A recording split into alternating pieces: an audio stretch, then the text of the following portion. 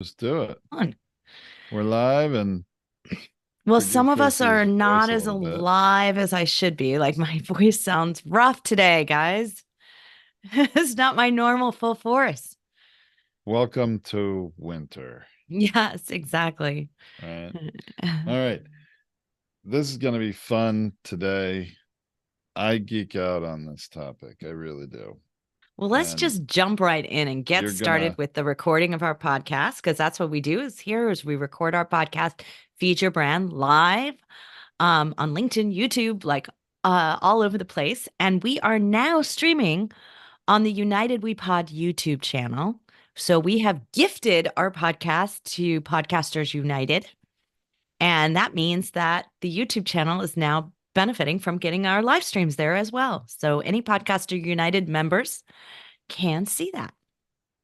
and I think we even have the live stream for this event running live on the homepage of podcastunited.com, I think. So, I which don't is know if it's another actually running there new or if it's feature. just a link to it, but we're Supposed to be. trying. Yeah, we're No, it's trying to supposed to make be. it We're work. yeah, we're working out ways to have it when we're live, be live on that website, and I think Yeah. we've done that. But hey, Nazanin will check that out. I'm sure as we're on here, we'll check Yeah, that out. we'll All right. check that out. So we've got a really good, a really, I'm really looking forward to this.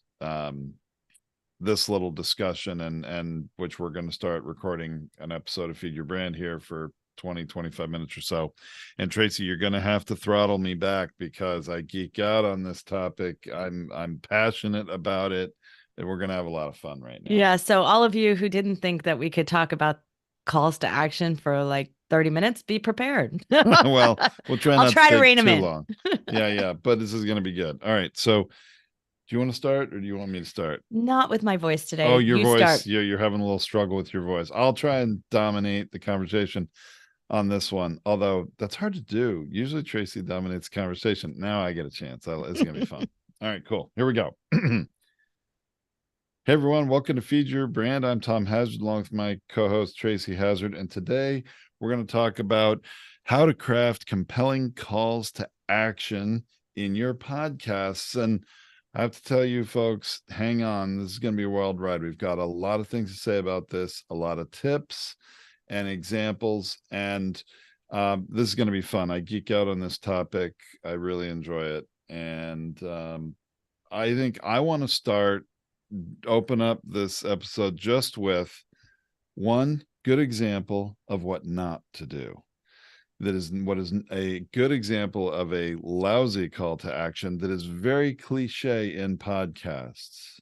But I also do want to start with and excuse my voice, everyone. It's a little rough today, but hopefully hopefully Tom will be able to like carry the conversation here. But the timing of these things matter as well. And a lot of these things that are like the ones that you're gonna demo here, people put them like right at the beginning. Right at the beginning. Right at the Right. beginning of their podcast. I agree. Timing where, when in your episode you have a call to action is critical.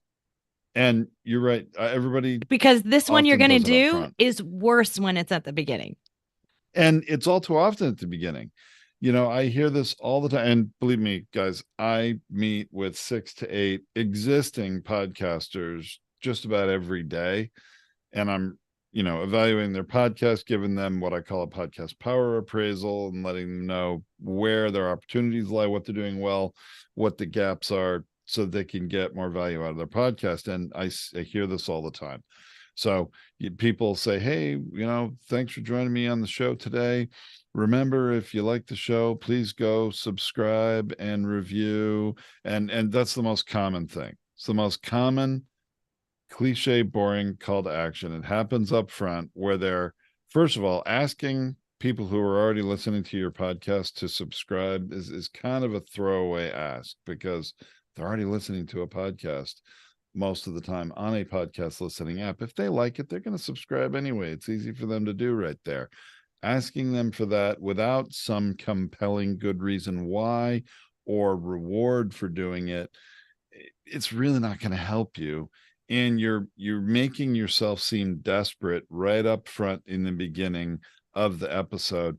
And one big message I want to send to everybody is don't be desperate. you've got a show, you've got a compelling message, you are an expert in your field, or you wouldn't be doing it. So don't make this plea. Don't make it sound like, would you please subscribe to my podcast because I'd really like you to. I mean, oh my gosh, I can't stand to hear that. Yeah, especially in the beginning, it really is the wrong time for it. You haven't delivered anything yet. Provide value first. The subscriptions and the reviews are going to come. If people like your show, they're going to go and do it. Now, I'm not saying you can never make an ask or have a call to action for people to give you a rating or a review. There are ways to do that, especially if you really need some and you have a brand new show. There are ways to do it. There are just better and more creative ways to do it, and more effective, that's more important, ways to do it. So anyway, that's just a little example of a all too often used and a poor call to action.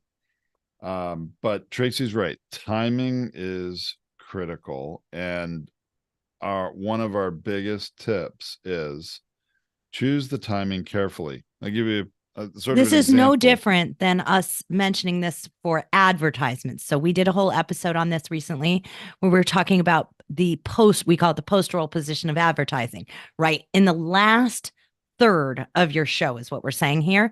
But it's even better if you finish the major content and you're just about to do like your closing thoughts or whatever. That's the perfect time to do a call to action.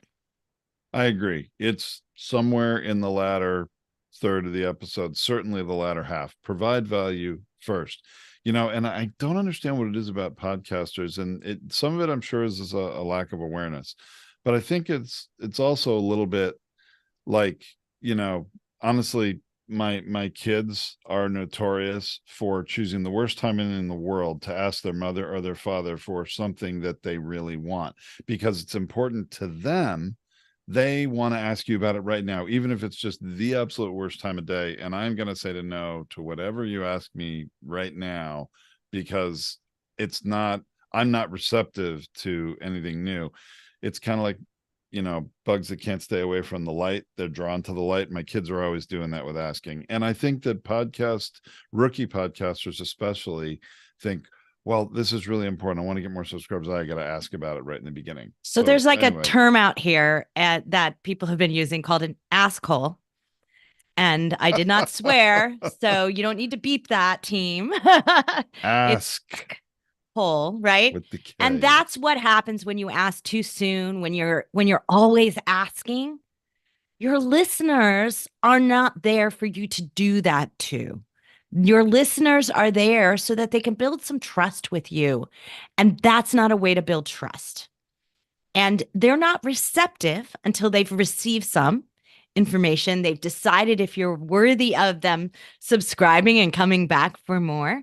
So, also, your first episode is not a place to ask. So, keep that in mind. It's not only the timing within the episode, but which episode you're asking in. Your first episode is not a place to ask. Very good point, Tracy. That's a really good tip. But I also, what I also want to make sure all of you hear me saying right now is that we're not saying don't have calls to action. Okay. Right now we're being kind of negative. We're giving examples of what not to do. We're going to get to what to do that's very effective. And the biggest one of those is, hey, you're a podcaster. You have a podcast. You have a platform. 100% you should be making a request, having a call to action for something in your episodes. Yes, I agree with Tracy, not in the first episode, maybe not in the first three, but pretty quickly, you absolutely should have a call to action. Even if you don't have anything major that you need right now, there is an aspect of having calls to action to engage with your audience, to communicate with them, to get them to reach out and communicate with you. Even if you're not selling anything necessarily, maybe you don't have a specific ask, just create one that is meaningful to get that listener off of that listening app and to communicate with you, maybe just to trade their name, phone number, and email for something free of value you're going to give them. Because guess what? We don't know who our listeners are when they're staying in that listening app. Right. We want to get them to take an action. That's the whole point of a call to action, right? Is to take an action because we want to test out the activity level, the action taking level of our audience. We want to see how much action we've earned. So we want to do this throughout our show, throughout the many, many episodes we do. We want to have test different types of calls to action. In the beginning, you're not going to get much. You're going to get a little bit of like, I'd love some feedback, maybe a rate and review. Maybe there's a follow me on Instagram, follow me, like my channel on YouTube. I'm trying to grow my channel. Could you help me out? Right. Like, so some of those things are okay asks, but they're forcing an action. And that's important. And they're forcing a connection between you and that listener because if they follow you on Instagram, you now know who they are. So it is helping you in terms of making those connections, but we want to keep it simple. We want to keep it action oriented and simple. But as we grow, we see more and more action. Tom and I, our podcast in 3D printing had 100,000 listeners a month. Here's the key. We could get them to do what we asked them to do. We found out through testing calls to action that 37% of our audience would go download something. They would give us an email, an address, even a phone number. Like they would go deep in. That's really high when you have an action oriented audience who's really listening and ready to do what you're telling them to do. That's awesome value. Now you're really an influencer. Now you're not just passively giving them your content. Absolutely. That was so on point, Tracy. And I wanna, we're getting to the point where we're now getting into some specific tips for calls to action. Okay. And first of all, any of you can do this, whether it's episode 456 or episode 356. Okay. You all can do this and all should be, and start to condition that audience. So what I want to say about calls to action is you should make a single call to action at one time. Ask for one thing, not two or three things, or asking people to do this or that. It's just going to confuse them, and message sent will not be message received. A single call to action that is either a request or an offer for something. It could even be you asking a question. And for me, and you want, when you do this, you want to know what's the specific action you're asking them to take. If you're going to ask them a question, how are they going to answer you? Where are you telling them to go and answer? Okay. And it could be on a social media page. That could be, shouting out to you on, like Tracy said, Instagram, or, LinkedIn, or sending you a private, connecting with you on LinkedIn is one thing, or sending you a message through there. But I'm always a bigger fan of all roads leading back to your podcast website. Now, there are exceptions and reasons why you might send someone somewhere else. Okay. But you want to give them a specific place to go and make it easy for them to do it. So I want you to think a little bit about how you might do that. And we'll make a few suggestions. Yeah. So I want to clarify what Tom's saying here is that the where you communicate with them, where they can get more information, where that is happening, the where is really important. Make it one place. So if you're going to say, DM me on social, direct message me on social, that's okay because then they can pick their social. They're going to hear that and they're going to go, I'm on Twitter, so I'm doing it on Twitter. Or I'm on Instagram, so I'm doing it on Instagram. That's an okay thing to say, is to DM me, but you're getting them to take the action by doing a direct message. So that's the actual where. So it doesn't have to be the social platform. But if you want to test and use your CTAs, your calls to action, as research, where's my audience? One episode, ask them to message you on Instagram or comment on Instagram. The next one, try Facebook, try LinkedIn, do it different in each one and start to see where your audience responds to it. You might find out you have tons of LinkedIn listeners who are happy to message you there. And because you invited them there, they heard a very specific where call to action that matched them. So that's why we want to test out some of the wheres as you're doing this. I agree with that, Tracy. We do want to test them out. And I'm gonna do one right now that's an example. Now, this is we're recording this live, and those people that are out watching on LinkedIn or, where are we? Facebook and YouTube, at least, I believe, right? Are going to hear this first. The podcasters, those of you listening to this as a podcast, it's a couple weeks later. And I'm going to use this to illustrate a very important point for calls to action. Okay. Because this is going to be in the live forever because it's live. And I'm not going to edit this CTA out of that recording that's going to live on, let's just say, LinkedIn. But right now, I'm going to say, hey, those of you that are existing podcasters out there listening to us, especially, or watching us live on social media, I conduct a webinar tomorrow at 1 p.m. Eastern that is about the 3 podcast promotion tactics that are going to get you more listeners now and continue to get you more listeners on a regular basis. And you can go to podtize.co/register to sign up for that webinar. Okay, so that's one kind of call to action. Now, it's kind of complex because I read you a web URL, and that's like, you got to remember that. You got to write it down. Are you going to spell it right? Might not have the best chance of success, right?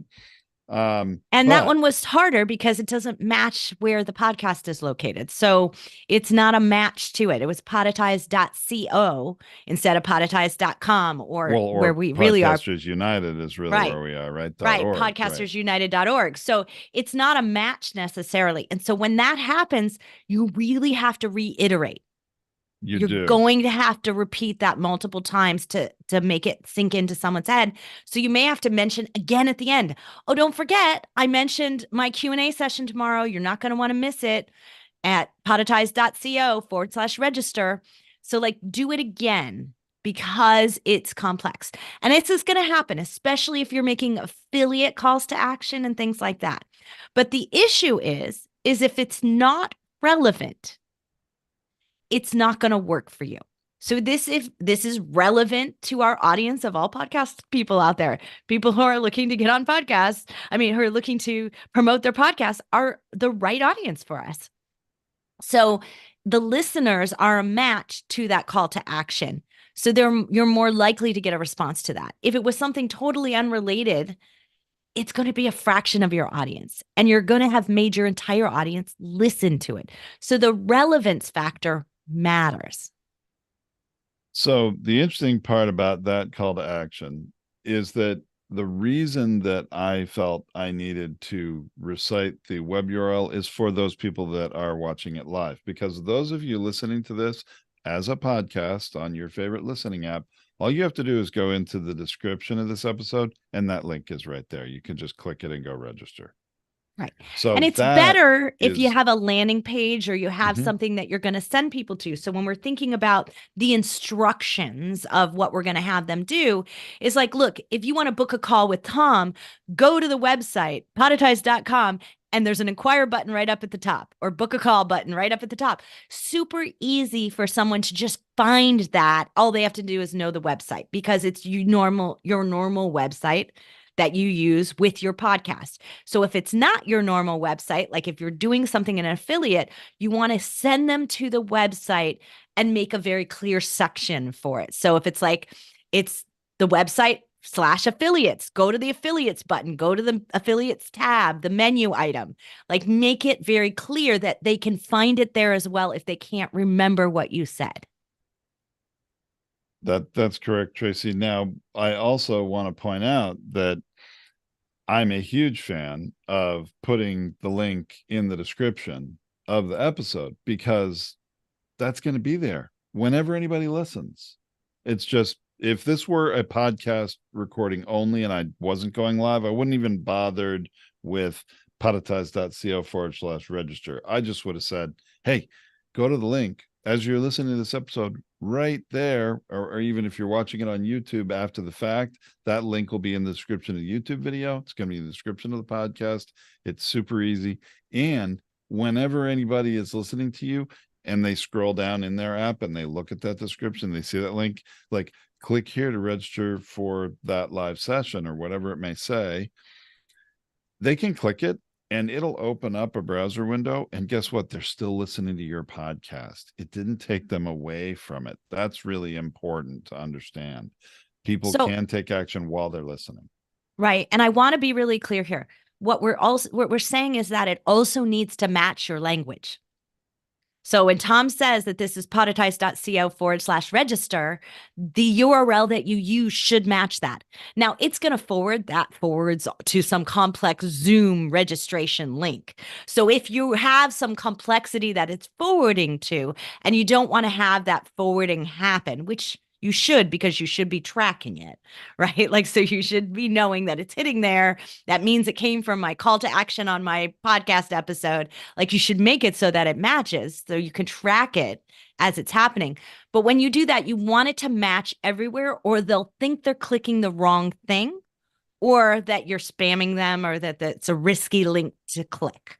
So you want to either hide it so that it's matching to the language, 3 podcast promotion tactics that work, Q&A session, and then it's a hidden link that's, you just click the text and it goes out to it. If you can do that, you want to do it on the podcast description, the YouTube description, and in your blog post for it. We like to put the calls to action way down at the bottom on bullet points. So while it's in the language of when we said it within the podcast, it's also down at the bottom in a quick and easy links to find.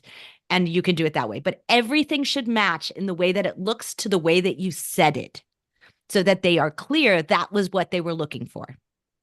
And there's a reason why, obviously, Zoom registration links are these incredibly long, complex links, but that's not really the reason why I create a forwarding URL of podetize.co/register. And I even have some variations on that because I will run multiple webinars at different times and have different email campaigns for them, or social media campaigns on LinkedIn for people to sign up to these things. But I've just told you I'm running a session, tomorrow. And it's true, I am, from when I'm recording this live. So the podcast people are going to hear this a couple weeks later, like, well, damn it, I'm out of luck. Well, guess what? You're not. Because I run these things pretty regularly every week to new groups of people. And I always update that forwarding URL, that /register, to the next one. So as soon as I finish it, it's going to the next one, so that when anybody clicks it, whether it's from hearing this podcast or looking at the description, or they got an email, because I also do email outreach about this stuff and put it on LinkedIn and LinkedIn Messenger, whenever anybody gets to it and clicks it, they're not going to get to a dead webinar link. They are getting to the next one that's going to happen. That is super critical. And also, just if you are not going to run it again and again and again, like Tom does, you can run to a recording of it. So that's also something, as you can forward to a final and say, sorry, you missed it.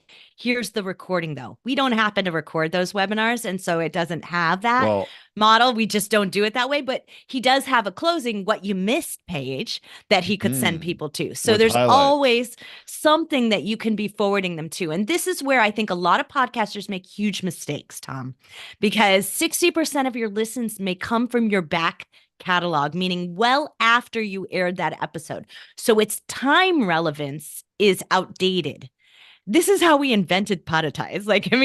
We didn't want calls to action. We didn't want advertisements. We didn't want messages that were out of date and unable to be accessed to the podcast a year later.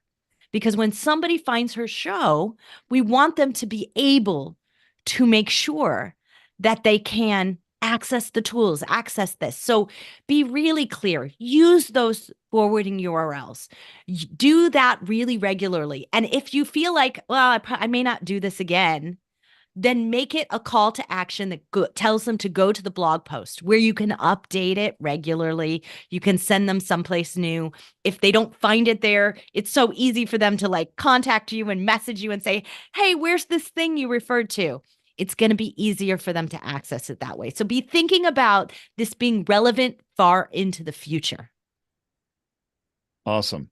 Yes, very important. And we're going to come back to another sort of application of that in podcasting in a minute, but I want to run down a lot of potential CTAs because I'm sure there are some podcasters out there thinking, well, I don't know, I don't know what I have. I don't have anything of that I want to share with them. I don't have anything that I feel like I need to ask them. I'm telling you, you do, and you want to figure it out. Just believe it. Start believing it, because if you don't believe it, it's not going to come across well when you make the ask or you deliver it. Okay. There's always a reason.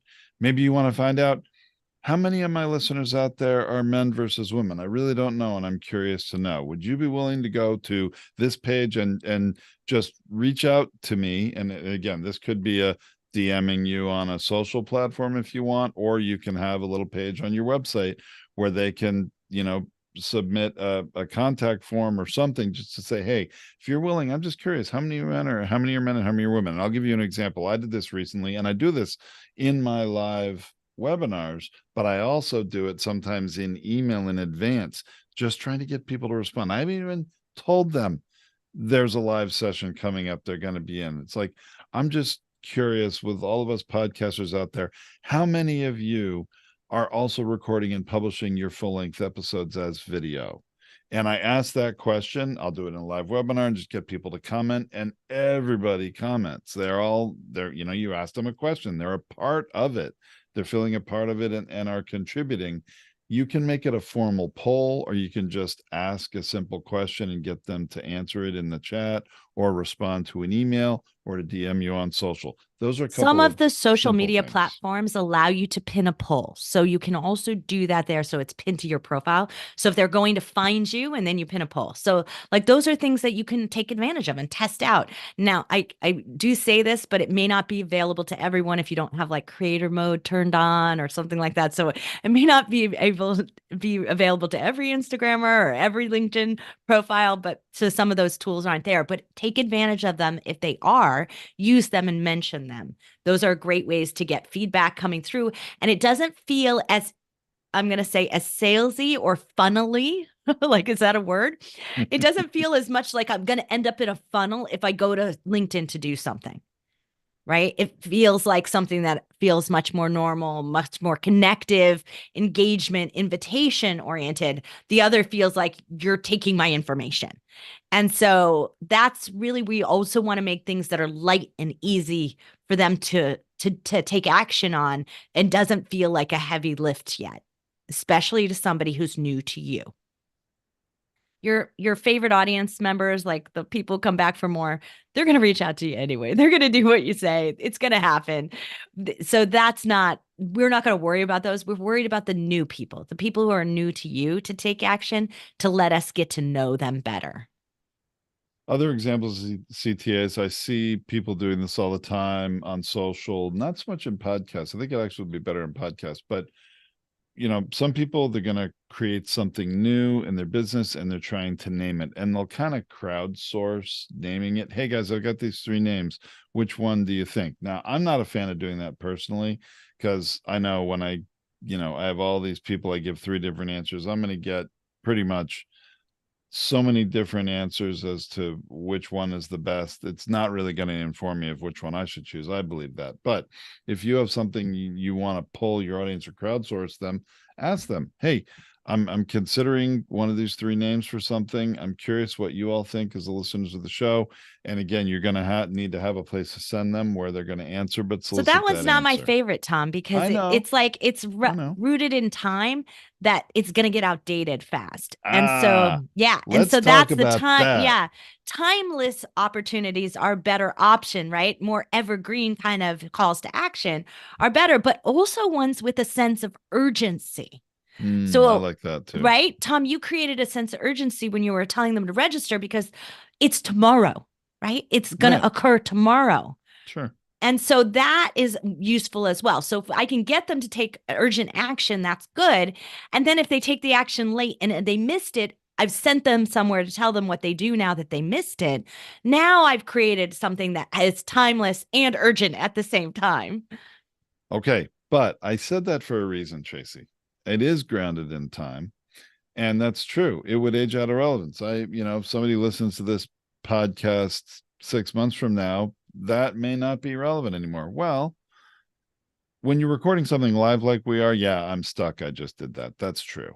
But in a podcast, when we have a really important call to action that is going to be grounded in time. Hey, Tracy, you're going to be giving a virtual keynote or a keynote at this virtual event, or maybe you're going to be speaking at an in-person live event, and you want to let people know, hey, there's a call to action. You all can get a discounted ticket for this event if you go to this landing page and, sign up and use this code. Those are great calls to action you can take advantage of. The difference is we don't want to have those permanently in our episodes forever. We record those as a separate little recording that is a promotion. Think of it as an ad, okay? A call to action that is a mini little MP3 file that's 30 seconds long. That does not have to be edited into your episode permanently. That can go into your episodes. It certainly, when you're hosted on Podetize, we have a system that does just that. That can put it in for a period of time and take it out when it's over, and then anybody listening to that episode in the future won't hear it. Or better yet, they hear the next current, most important, relevant call to action that has not happened yet. So this is how Tom and I invented the ad mixing system on our platform, because in our 3D print podcast, we were offering a mentorship contest. And it was going to be a month-long contest. People had to send us information. They had to apply. Like, it was a big deal. We had boy, that applications was from great CTA to get people to reach out to you and provide their info too. Even the application of that, right? Right. And we had 20 episodes we did in a month. So we had lots of calls to action that were happening there. And we were doing it throughout that month. Well, when I went back to our editor, our audio editor at the time, because there was no video back in those days when we first did that podcast, who's now our son-in-law, but I asked him if he would edit out those, because once I realized the contest was over and we made the announcement about it, I was like, gosh, they're in everything. And I don't know that I want to keep them in these episodes. He said it's going to cost you just as much to edit them out as it did to put them in, as to put them in the first place. And I went, there's no way, I'm too cheap for that. And so I said, Tom, let's figure out a way to do this. And then Tom and another partner we had at the time came up with this great method for ad mixing. That's what we still use today, that concept, because it was an irrelevant call to action that was set in time that is no longer relevant to the audience and the listener base. And we didn't want to have, Christmas ads in July when we're not running a Christmas sale, right? Like, so that's one of the reasons we did this. It works really well to do that. And so I'm a fan of doing this. And even if it's not something anchored in time, but if it's something associated with an affiliation or a partner or a joint venture, I'm going to encourage you to use an ad mixing system like ours to do that, because too often we have seen affiliate partners that you no longer want to be associated with because they do something that they shouldn't have done, get themselves in some hot water, maybe Or get just go themselves out of business. It go could out of be. business. Right. And now you don't want that association in your podcast anymore. And your only other choice is to delete your episode, have it manually edited and replaced. And most often when you do that, you break all your statistics. At Podetize, we have a way to do that doesn't. But other companies, when you upload a brand new audio file, you completely break and lose all your statistics. It'll be the same case if you load up a YouTube video and you've now edited it out. That old YouTube video, all its statistics, everything that went with it is gone. So putting these ads in a separated spot is our solution to this, to make sure that that doesn't happen. It's critically important for you to do this with affiliations, timely or time-sensitive advertisements, promotions, calls to action. So, hey, Tom, we need to start wrapping this up because we've gone along on our calls to action. And I just have a couple of things I want to make people aware of and thinking about, because I write a lot of copy. I write a lot of calls to action, write a lot of scripts here. One thing that you want to remember is what it looks like in writing isn't what it sounds like when you speak it. If you're doing a call to action, test it out by speaking it, record it, maybe listen back to it and go, oh, yeah, that's not a good idea. Like, do not just read it without listening to it. Okay. That's my first important Oh my point. gosh, definitely listen to yourself, hear it, the way you deliver it, the level of energy. Gonna, does it sound compelling, or does it sound like, you were giving a little book report in elementary school and it was, I mean, and But is it concise and clear too? Yeah. Like it's going to come across. Did it sound right? Is what we really need to do. So we want to close our eyes, listen to it, and go, oh, yeah, that sounded totally confusing. Be clear about that. We want to use strong action verbs. We want them to take action. So we need to use strong action verbs. Download, join, share, claim, support. I love claim, by the way, because that's a really timely thing. It's like it's Claim going to your run out of spot. them, right? Yeah, Claim your yeah. spot. It's going to be gone. Support, connect, follow, access, subscribe. Yeah, okay. Rate, review, like those are things, they're typical terms. Only use it when you're talking about that because it gets confusing to podcast listeners if you're using subscribe to something else. Attend, upgrade, snag, seize, act now, right? Like those are some action words you can really, really use. And then don't forget about the most important thing about a call to action, which is what's in it for me, the audience What's member, in it right? for Is there a them? benefit? Thank you. Yes. Right? If It's if the benefit is I get your email address, that's your benefit, not theirs. right. So what's the reward? That's where this comes in. What is the reward for the person for taking action? And it doesn't have to be something that costs you any money. It can be something that you do once and gets delivered to everybody who, takes that action. There are different levels of rewards, but what's the reward? Okay. And that will motivate people to go trade their name, phone number, and email to get that reward. And sometimes it can be just as simple in the beginning, in the early days.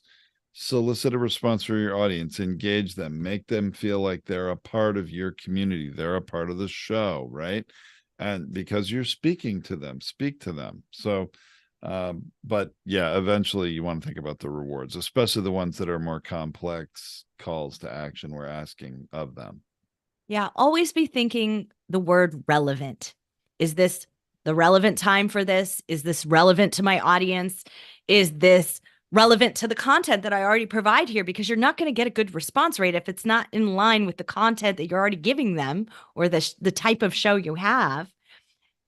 Is it the relevant time? Is it the right time to be giving this call to action? Always be thinking about that. It's going to really be the term that you want to use that is going to help you decide whether or not this is right for you. Is it a right fit? Is it relevant?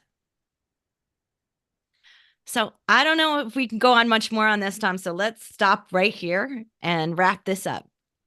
All right. Well, hey, thanks for listening, everyone. Remember, we're going to have the links to everything we talked about today on the blog post of this episode at podcastersunited.org. Now, that is a new URL. We have moved the podcast from where it always used to be to podcastersunited.org.